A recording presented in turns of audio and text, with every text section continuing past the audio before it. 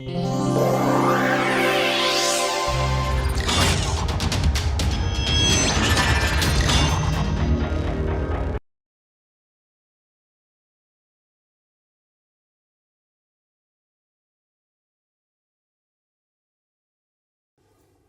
so we go resume where we left off. We left off at the magnetic equation of state for lasing model in mean field theory, and if you recall the magnetization per particle in suitable units m, this was given by the magnetic field, if you recall, H over K Boltzmann T. We solved for it and we discovered there was a solution of the form m minus tan hyperbolic m times Tc over T divided by 1 minus the product of these two. It was tan hyperbolic of that quantity on the left hand side of. Oh yeah, tan hyperbolic is transcendental of this was m Tc over T. And Tc was, if I recall, Tc was equal to, it certainly was 2D, and then there was a J which is the exchange constant, the coupling constant, divided by K Boltzmann. I think that was it, that was all, right. So there is a dimensionality dependence here in this thing in a trivial sense, because it just increases the number of nearest neighbors, right. So now we are going to look at it in the critical region, and from this we can extract all the critical exponents which we already saw in various ways. So critical region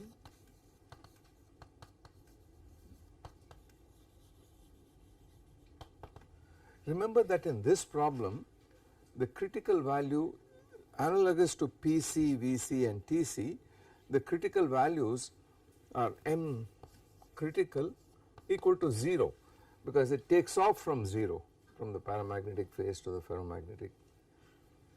Hc is also 0,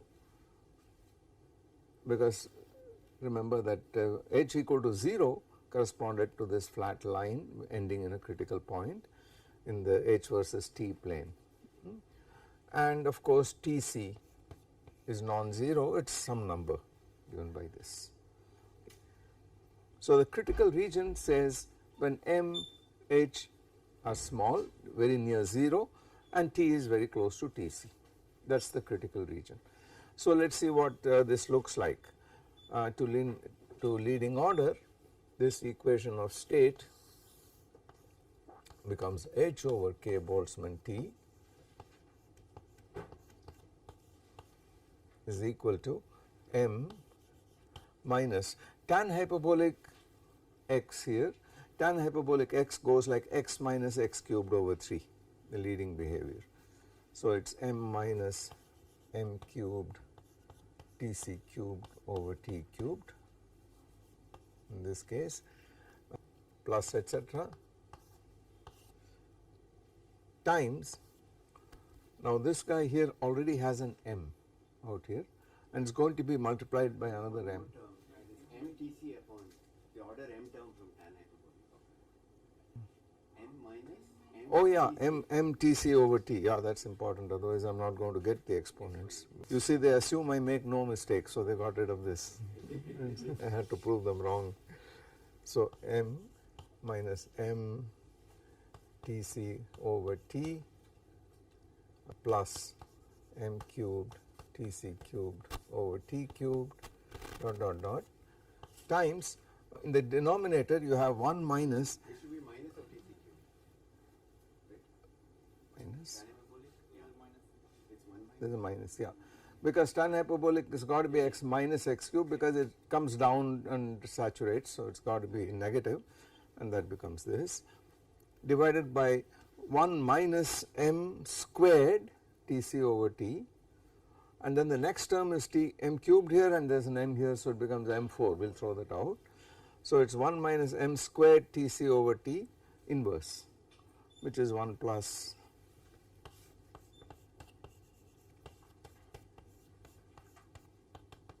dot in this fashion. So if we write this out, this is equal to m times this. So, this is 1 minus Tc over T, that is this portion, and then plus m cubed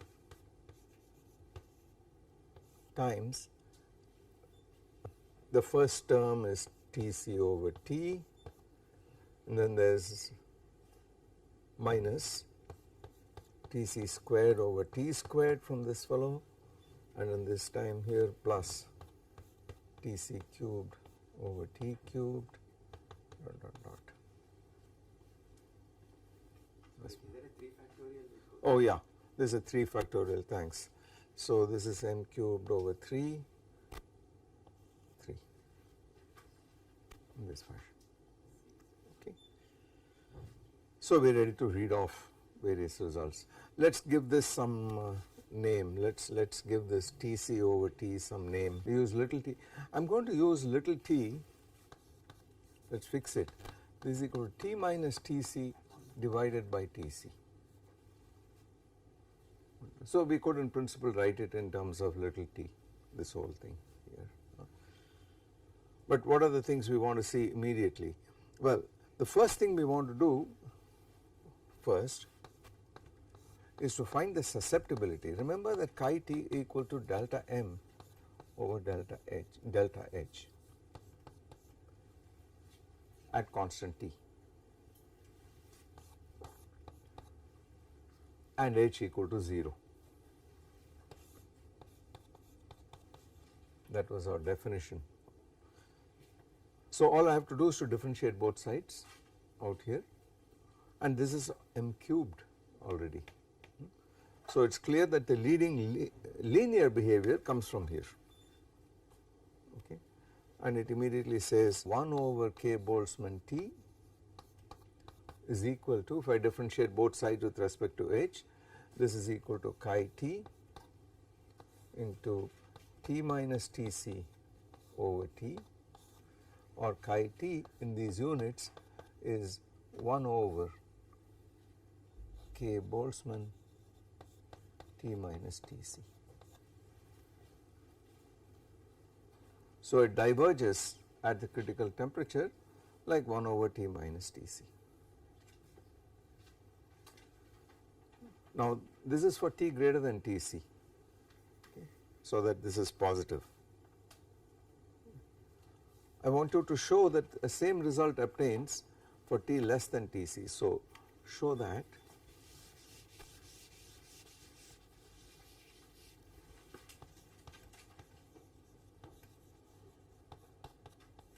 chi t is proportional to 1 over Tc minus T for T less than of the order of Tc, just below Tc on that side. The constant of proportionality will not be this, it will be some other number, some number possibly. So it is the same critical exponent, both are to power 1. Where did we use, in taking the derivative, where did we use this condition that T was greater than Tc? I have used the fact that m is, yeah, so I have used the fact that this quantity, it is a ferromagnet, it is not a paramagnet, so it orders in the direction of the field and the susceptibility has to be positive, right. So implicitly I have assumed that T is greater than Tc out here. You have to now solve for T less than Tc and find the right branch in M as a function of H. This happens to be the right branch for T greater than Tc because this is the paramagnetic branch. Yeah, so we have to solve the cubic. Yeah, you have to solve the cubic, okay, because the susceptibility for T less than Tc is the slope at a point where m is not 0 but has finite intercept, and you have to find that root and then get back to this, okay. So any one of the roots will do. Either of the roots will do because it was the graph looked like this, it was like this and like this, and we are discussing this slope or this slope, and that is going to go like this. So that is a good point. I implicitly, by using this alone, I said we are near m equal to 0, but that is only above the critical point. Below the critical point, m is away from, the stable roots are m not equal to 0 in the absence of a field, Okay, they are the spontaneous magnetization roots. Okay, that is the first result. Then the second one is we can also see what happens at t equal to Tc. So we need this result to at t equal to Tc, we want to get hold of this exponent. So this is m versus h. We want to get this exponent here. How does it behave? What is the power law? We would like to find that. So you set t equal to Tc, and of course you immediately see that this cancels, this cancels, and you are left with this guy. So it immediately shows m is proportional to h cubed, h is proportional to m cubed. There is a cubic curve here on the critical isotherm. So that follows immediately from this, because this term goes away, these two cancel, and you are left with the leading behavior h proportional to m cubed at the critical isotherm. In other words, this is a cubic curve. Then let us ask what happens to the spontaneous magnetization in the absence of the field. So we need to find out 3 at h equal to 0. Now we are trying to find out, here is t, here is m naught, and remember that it goes like this is what we had said.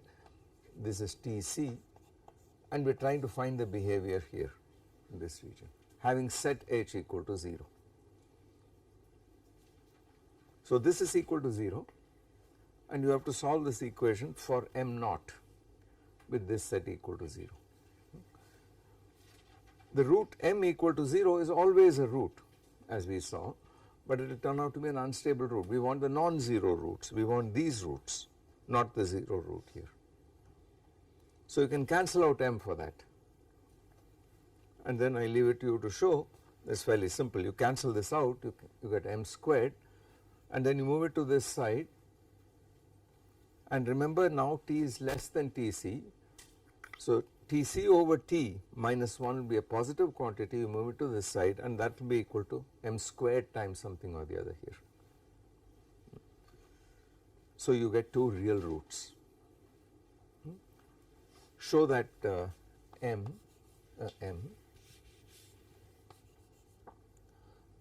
goes like plus or minus square root of 3 times Tc minus t over Tc to the this whole thing to the power of half. But that is visible there because of course it is immediately obvious. Yeah, it's only that term, right? The first coefficient of n which is that's right. the other one is Yeah, you have to be a little careful because there is a similar term sitting here. yeah, but you can do it as a power scale. You want near little t, so that will dominate. Exactly, And that will be a higher order correction. exactly. It's, Exactly. You have to check that it's non-vanishing. You have to check that that's not 0 identically. That's straightforward to do. There are several ways in which you can show from the exact equation that it's going to be a square root singularity. So the critical exponent is a half here. Now these are exactly the same exponents which you get for the van der Waals equation also in the critical region. However, they are not the experimental exponents. Experimentally, what happens is these exponents are somewhat different. Yeah, I am going to do that. That is exactly what we are going to do. Experimentally, you have a whole set of critical exponents.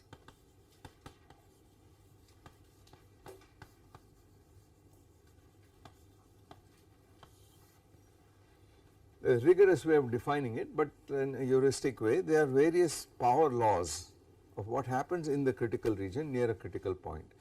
Now these critical exponents have values which are universal for different universality classes. So for the so called Ising model universality class, which is what we are dealing with here, we started with the Ising model, you have one set of exponents. For the Heisenberg universality class, you have another set, etc., etc. Now in the simplest instance, and then you have what are called mean field exponents. These are mean field exponents here. So this specific heat is supposed to behave, C is supposed to behave like, I am not specifying CV or CP, I am not going to do that for a minute, I am not going to do that. This diverges like 1 over mod T minus Tc. Well, let me write everything in terms of this little t out here. This measures how far away you are from the critical temperature. So this goes like 1 over mod T to the power alpha. That defines the exponent alpha. Then the order parameter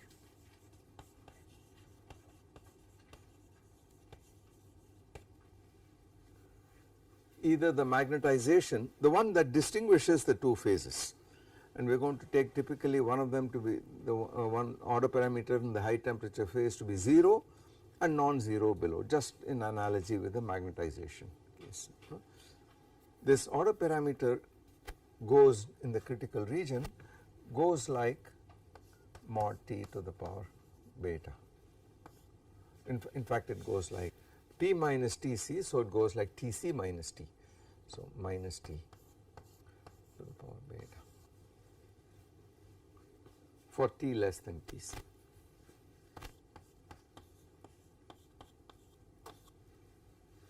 While it is 0 for T greater than Tc, Tc.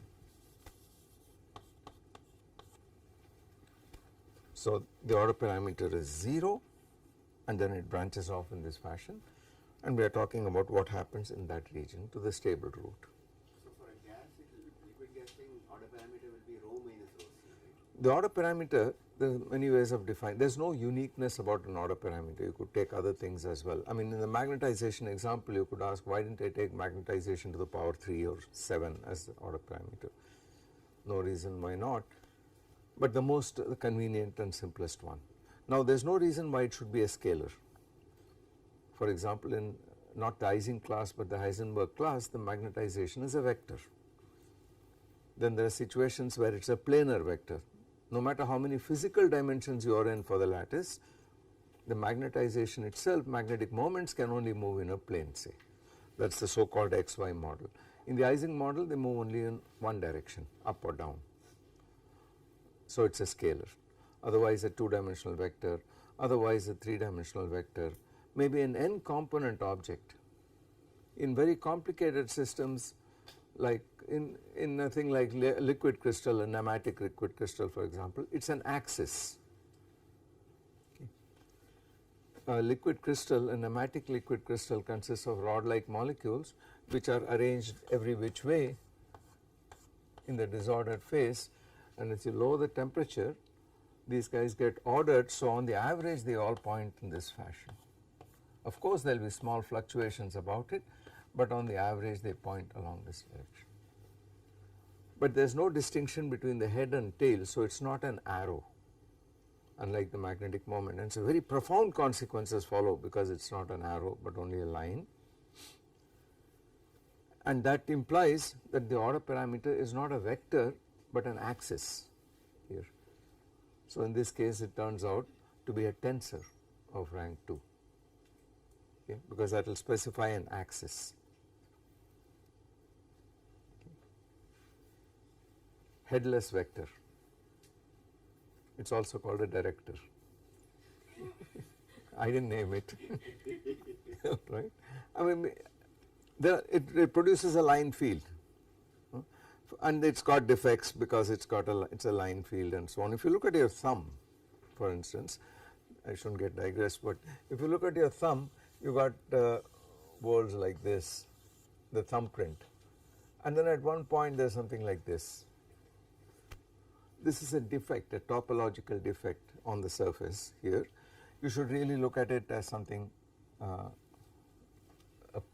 line defect really, but in 2 dimensions it is a point defect here, and the directors are supposed to be like this, etc.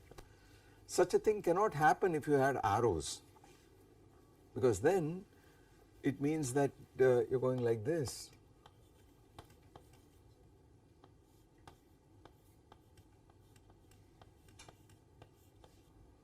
then what happens on this line?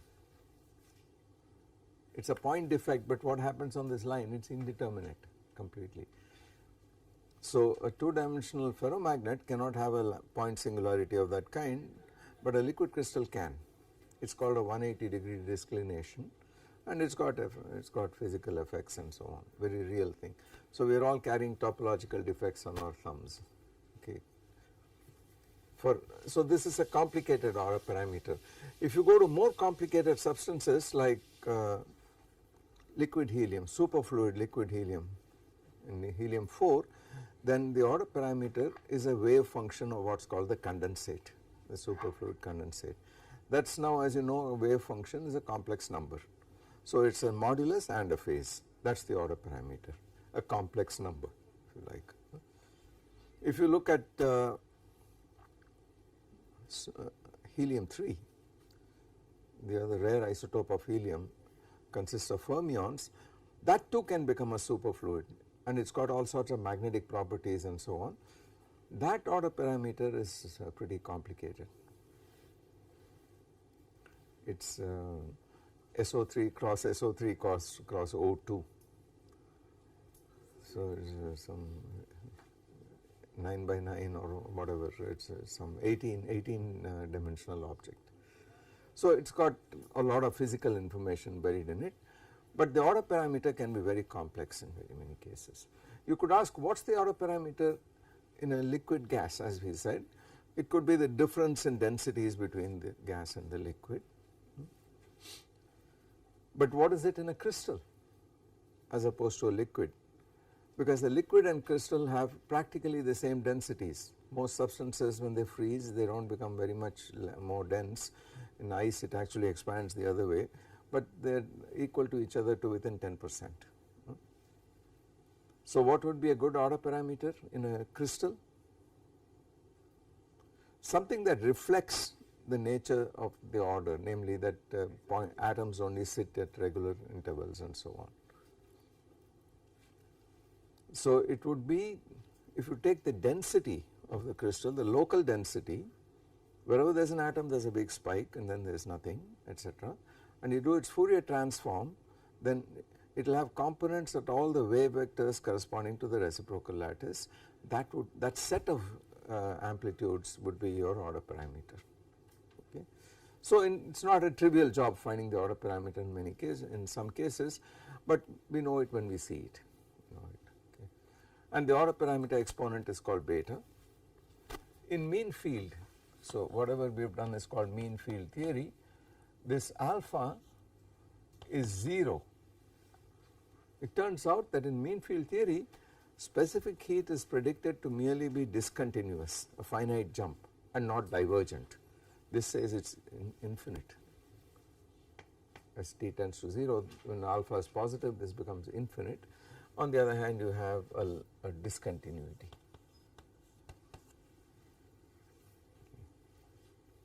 The order parameter beta is a half in this problem.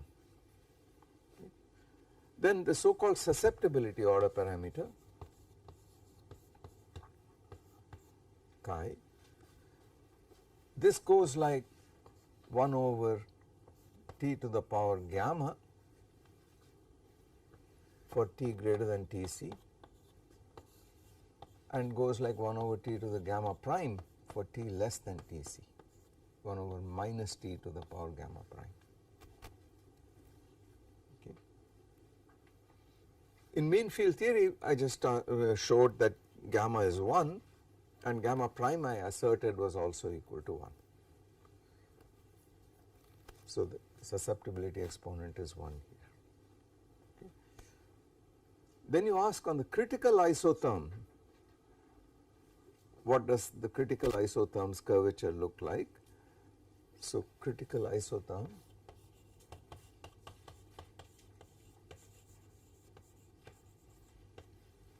this is delta because we found H is proportional to m cubed, P is proportional to minus V cubed, and so on in mean field theory. In general, this is some delta.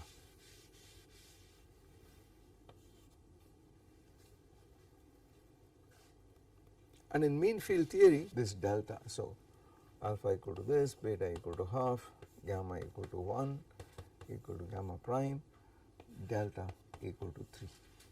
There are two more, there are actually a few more, there are two more which I will introduce very shortly. So we have sort of extracted whatever we want from this thing here as much as we can, but I must now we must now go back and ask where is all this coming from, what about corrections to it, etc. But first some experimental facts. In real life, if you look at magnets like the 3-dimensionalizing model or or real liquids for instance, then these exponents are very different.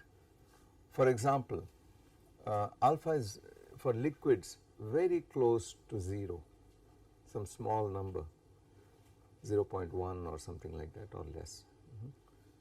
In the case of superfluid helium, in the case of the 2-dimensional Ising model, alpha is 0 but the specific heat diverges logarithmically.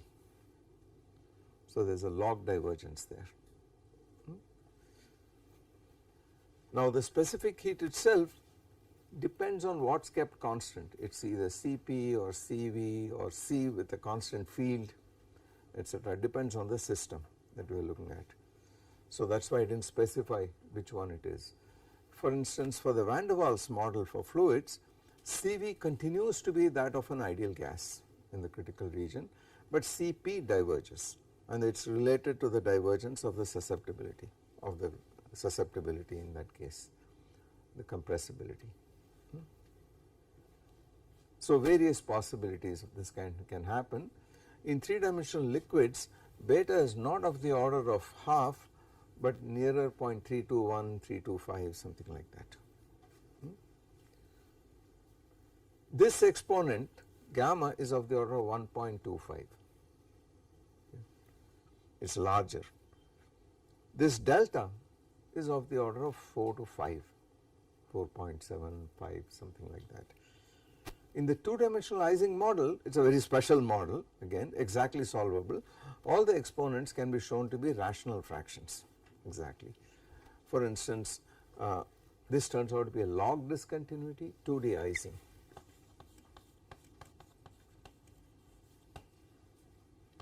Alpha equal to 0, but it is a log divergence, log mod T minus Tc. Okay. Then beta is equal to 1/8, really weird. Okay.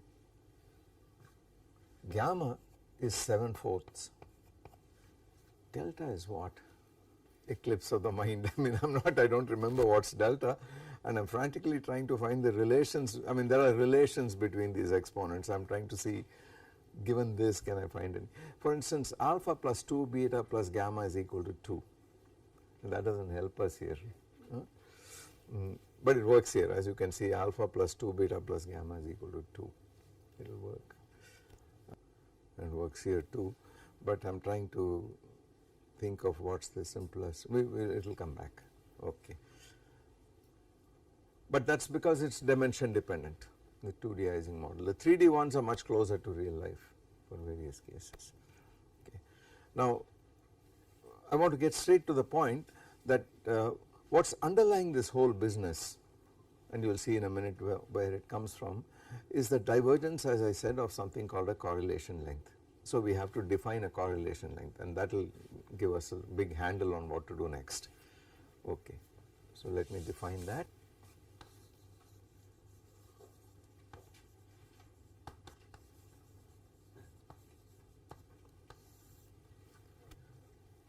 What is it that I mean by this correlation length? You see, let us go back to the Ising problem. The magnetization or the moment at each site, lattice site, is measuring the order parameter, the average value of this moment. Okay, but you could ask, in a thermodynamically homogeneous medium, in equilibrium, at every local site you do not have something which points on the average. It is fluctuating all the time. So there are fluctuations, and you could ask, given the average, what is the next, the mean square, and what does the deviation look like from the average? Some kind of generalized covariance you ask for. And what would it be in the case of the spin problem? You see, if you recall, we said that the effective field at every point, and if you recall, we wrote the Hamiltonian, again I go back to this, as minus j summation over ij si sj minus h times summation over I si. I started by writing this, and then I said, look, this could be written as minus this field plus j times summation over j nearest neighbor of I Sj summation over I Si. So the field that this guy is seeing this moment at the ith site is this. This is exact in the Ising model. In the mean field case, we replace this fellow by its expectation value. Okay. In other words, we wrote this field as equal to minus h plus j summation j nearest neighbor of I Sj summation over I Si. Well, it is not very elegant notation, so let us say minus summation over I Si. So this is the effective field seen by the ith spin, this guy times Si. I added this instead of this, so I got to put that back, right. So plus summation over I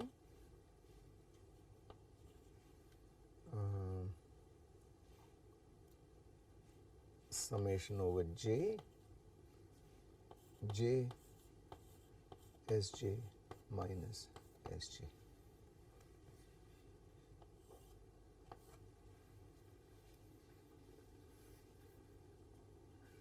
Okay. You could put a Jij here just in case it is inhomogeneous, etc. So this term cancels out and I get back this term out here. Oh, this is also an Si. The whole thing acting on Si.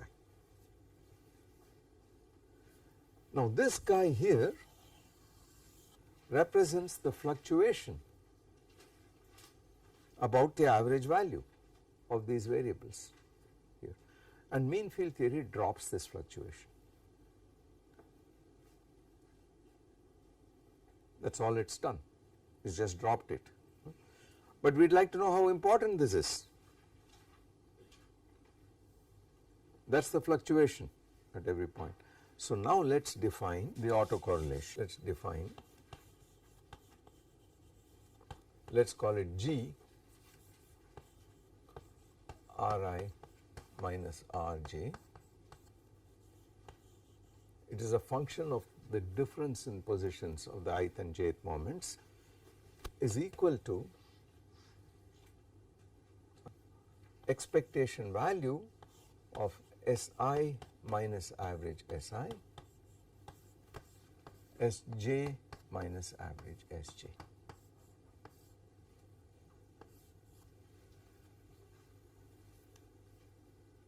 Okay. It is clearly by translational invariance in the thermodynamic limit clearly a function of I minus j. This is like delta Si delta Sj, and it will be a function of I minus j. Right. Of course, you can also write this as equal to Si Sj minus Si Sj. You can also write it like that by a trivial piece of algebra, right. It is a generalization of the mean square deviation at some point, but it is now spatially dependent on 2 indices I and j. Okay. Now let us go back and ask what are these expectation values, because the next target is to relate this to the susceptibility. That is going to give us the static susceptibility formula, and you will immediately recognize linear response theory in it. So the derivation, I start with this again. The density matrix, How do the cross terms cancel? Oh, it's I use, yeah, expectations already. There is no averaging of an averaging, it is already averaged, right. So trace, so z, the partition function, is trace e to the minus beta h. Trace over the fact that each si can be either +1 or -1. That gives you all the 2 to the power n for n of them, and then you take the thermodynamic limit. Okay. So this is equal to trace e to the beta h summation I si plus beta j summation I j nearest neighbors si sj. The trace of this whole thing. Okay. Now what is si itself equal to? Average. This is equal to trace si e to the minus beta h over trace e to the minus beta h. Which is equal to, by the usual trick, I want to pull out an si out here, right. So what should I do?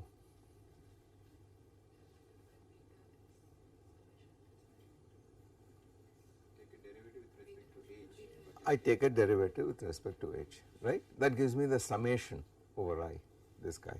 So let us do that, equal to, and there is an extra beta which comes out, right. So I have to divide by this beta. So 1 over beta z delta z over delta h.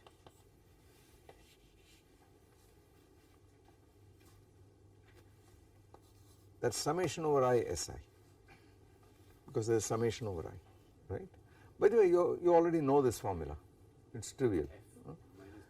You already know this from thermodynamics, because you see, let us connect it up, that is a useful exercise, because remember that the magnetization M will appear in thermodynamics through MdH, like V dP, right, and it will be equal to minus delta F over delta H, keeping temperature constant.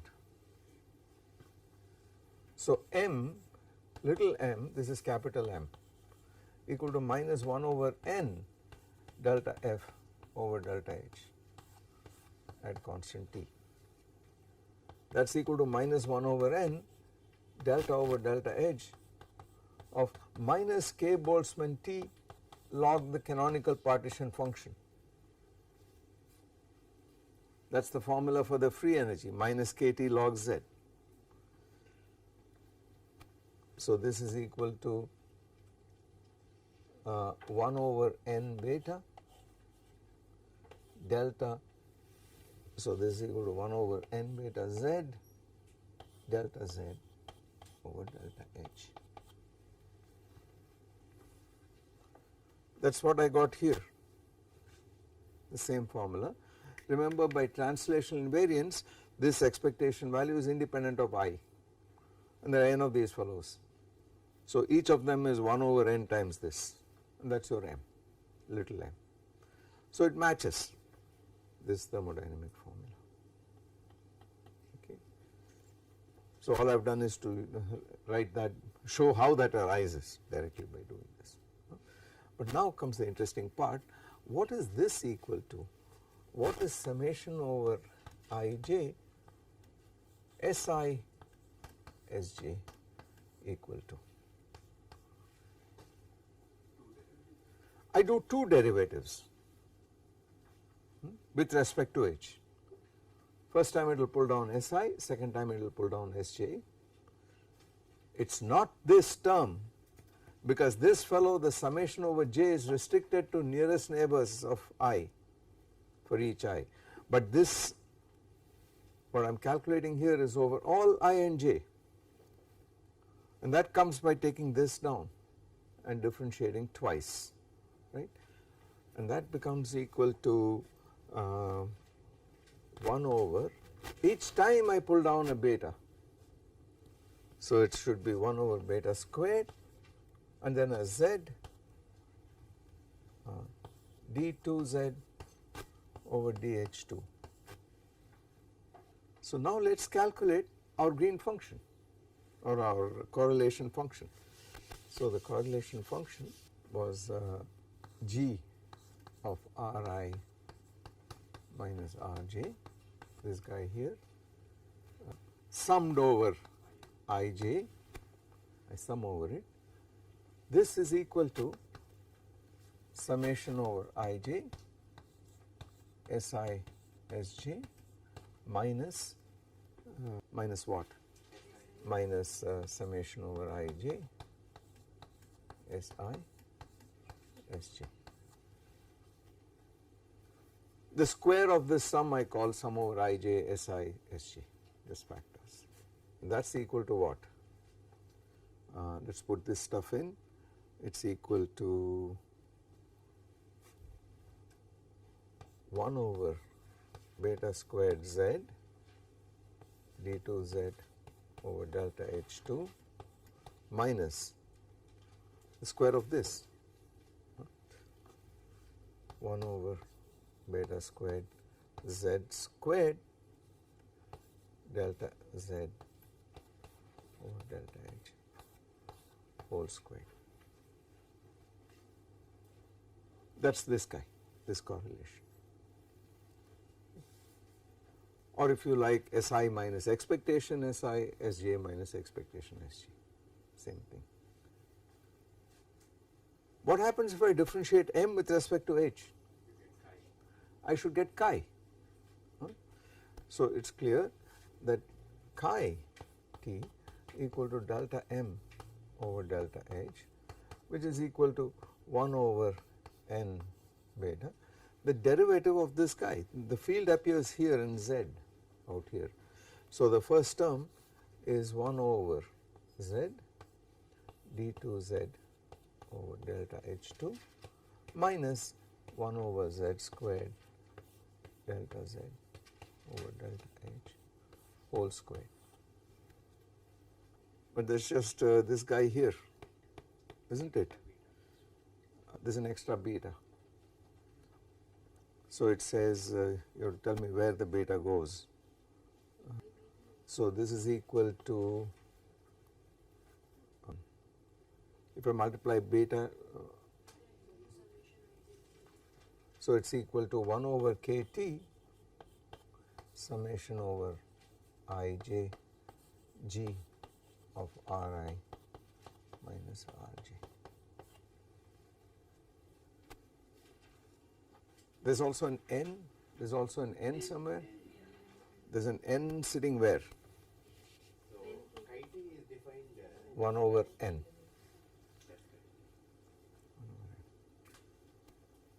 But this is a function of Ri minus Rj. So I can fix the j and sum over R, fix the I sum over j's, and then fix the next I sum over j's. You are going to get the same sum.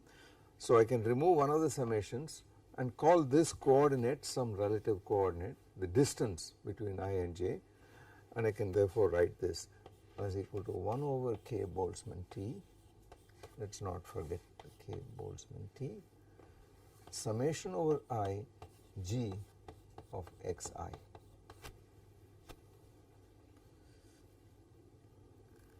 Where xi means you are centered at I and you are now calculating all the distances to all the other lattice sites. In the thermodynamic limit, you could actually convert this to an integral, right?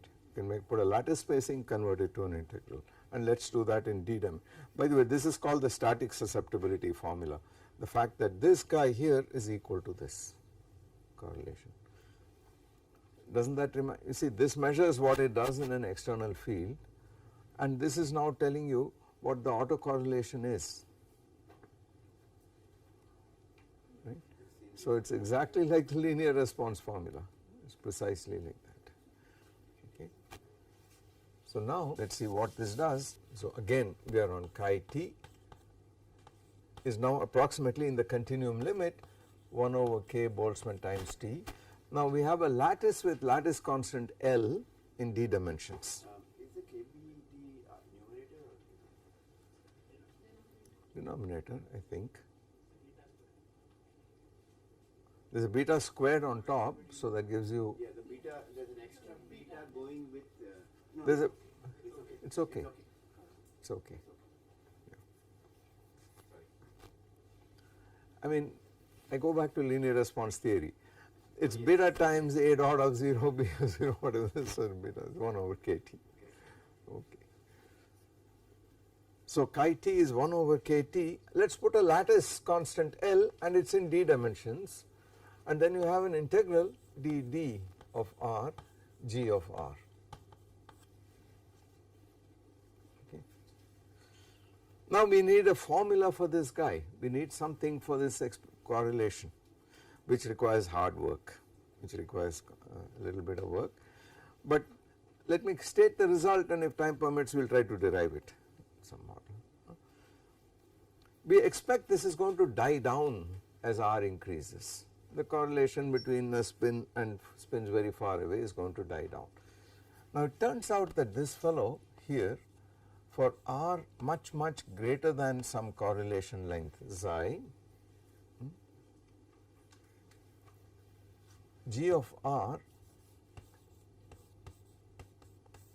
goes like e to the minus r over xi, and this can be shown. So I am going to assert the result and then we will see the consequence and then try to prove that later on, divided by r to the power d minus 1 over 2 xi to the power d minus 3 over 2, away from the critical region, t not equal to Tc. And that is chi here.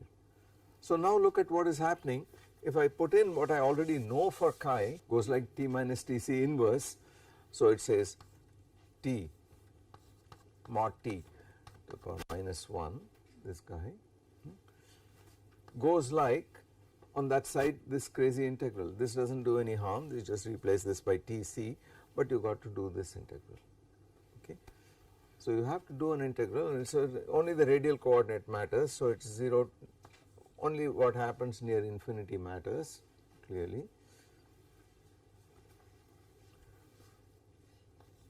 R to the power dr, r to the power d minus 1 e to the minus r over xi over r to the power d minus 1 over 2 xi to the power d minus 3 over 2. And this integral is 0 to infinity, this guy. Okay. Some cut off to infinity, you do not have to. So, okay. You want the cutoff to be larger than L? And we do not care, it is whatever, it is not 0, and then this blows up. So now there is a paradox. You have this fellow, by assertion I said that G looks like this, exponentially damped, there is some powers of R floating around. By the way, this becomes d minus 1 over 2, this cancels against this. Okay. This is the phase space factor R to the d minus 1 in d dimensions. Now this diverges as t goes to Tc, but it is equal to an integral which has got this very strong converging factor here. What does it mean? Well, xi certainly can't go to 0, because if it goes to 0 this will kill it faster than any power here, we do not care. Xi blows up, xi has to blow up. So xi must tend to infinity as t tends to Tc. This correlation between spins, I already said the fluctuation effect is going to become extremely strong at the critical region, and so much so that any correlation length just diverges. In an infinite system it goes to infinity itself. The question is how, and that is easily seen from here, because all you have to do is to scale out by this. So change variables, let us change variables to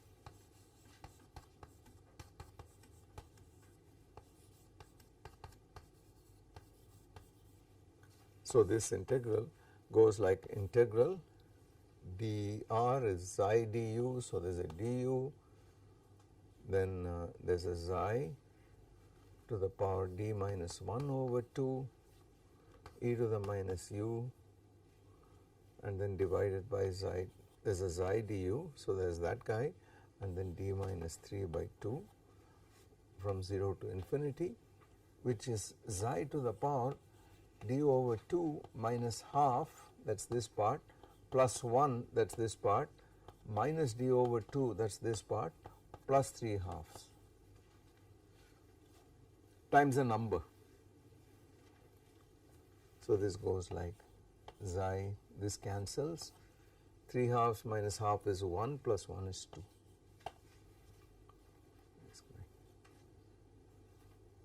So we find that in mean field theory, xi goes like mod t to the minus half, because xi squared goes like 1 over t, so xi goes like 1 over square root of t. In other words, the correlation length diverges like 1 over Tc minus t to the power half. That's there's in general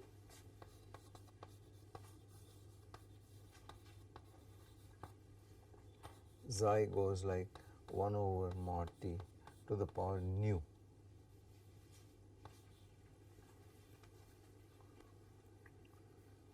And the mean field exponent nu is a half in the framework of mean field theory. There is no effect of D. Pardon me? There is no effect of D as far as xi. There is no effect of D as far as this is concerned, but we will see in a minute what really happens. One could ask, what happens at the critical point? What happens to the correlation function at the critical point? What does it behave like? I said this formula is true away from the critical point. So you could ask exactly at the critical point what happens? This fellow becomes infinite. And then what happens? Is this formula still true?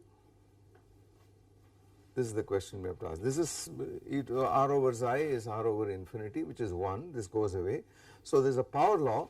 So the question you are asking now is there a power law, which is does it blow up, how does it blow up? It turns out that you can show independently that at Tc, exactly at Tc,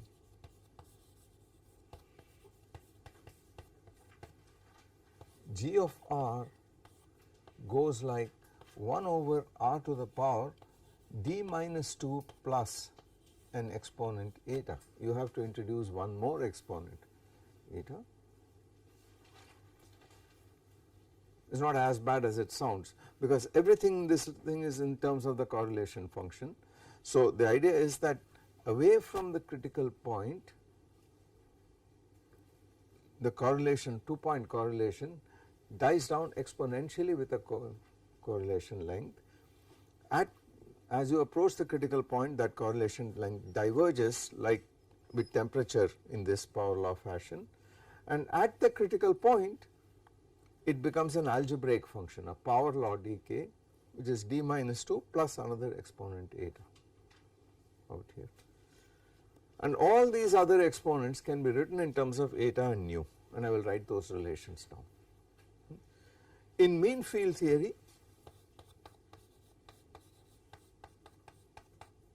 nu equal to half and eta equal to 0.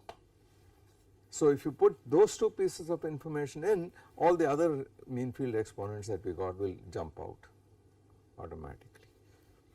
So everything is now hinging upon the correlation, the 2-point correlation, and characterized by these two exponents, eta and nu. Okay. How this happens, how this happens, and how this happens requires more careful analysis. We will try to do that. That is the starting point of the modern theory of equilibrium phase transitions. This is the starting point. The fact, the recognition that what happens at that point, the reason thermodynamics fails is because the correlation length becomes infinite. You cannot neglect fluctuations, whereas thermodynamics neglects fluctuations. It also says something more than that. Even mean field theory does not work. It gives the wrong exponents. And now you could ask, what is the region, how close to Tc should I be in order to see the new exponents? This is given by a rule of thumb called the Ginzburg criterion, which I will try to mention, but it is not a rigorous statement. You take this case by case, as you can expect, because what is exact is the universality class in each case. So it will give you values of exponents, but to tell you how good that value is or when the mean field starts becoming a bad approximation depends on the system. So it is not universal in that sense. Okay. But there are criteria which will tell you. For instance, if there are long range forces, then mean field theory is very good. So if you ask what about this normal to superconducting transition in metals, right, metals become superconductors under suitable conditions, then it turns out that the temperature range in which the renormalization, in which you need to correct the mean field exponents is of the order of 10 to the minus 8 degrees, which is negligible. So unless you hit exactly on the critical point, it does not matter. So you can get away with mean field theory because there is a long range Coulomb force involved in the problem. Okay. But in other places, spin models and so on, the corrections can start appearing much more significantly. So that is not a precise question, but there is such a criterion for this. So we will take it from this point, and the next time I will introduce the relations between the exponents, scaling, generalized homogeneous functions and so on.